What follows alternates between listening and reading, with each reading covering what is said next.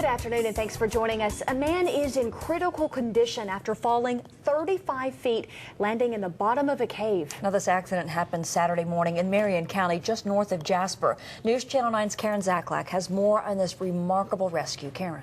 Kim, Chad Dubison and Rick Gatone have both been caving for many years. But this weekend when they headed out to drop 45 feet down into a cave, they had no idea their ropes would fail.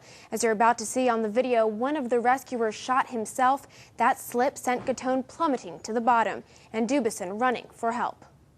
So the plan was to go through the top and come out through the bottom.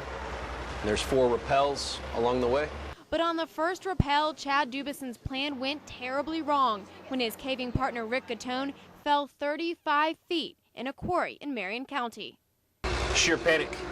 I was right near the lip of the pit when it happened, and as quickly as it happened, it was over with. Dubison works at On Rope 1, and both he and Gatone had been caving for several years. It was basically tied in a big mesh.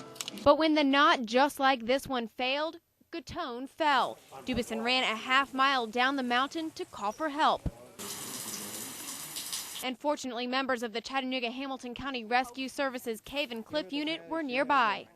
We do a lot of cave rescues. I've done over a couple hundred in my career, but this one is one of the worst we've done and had a person survive. But it wasn't easy. You can see here on the video taken by Lane how rescuers had to stabilize Gatone, who had suffered severe pelvic and ankle injuries. Have you done your vitals, Andy? Then lift him up out of the pit, then up the mountain so the ambulance could drive him into the valley and Life Force could pick him up. The whole rescue took less than 2 hours. He's very fortunate to be alive. He's, like I said, at one point his blood pressure was down to 60, and it's just, we thought, he was touch and go the whole time he was there, and it was just a race to get him to the hospital as fast as he could get there. And fortunately, it was fast enough. It's a miracle. It really is.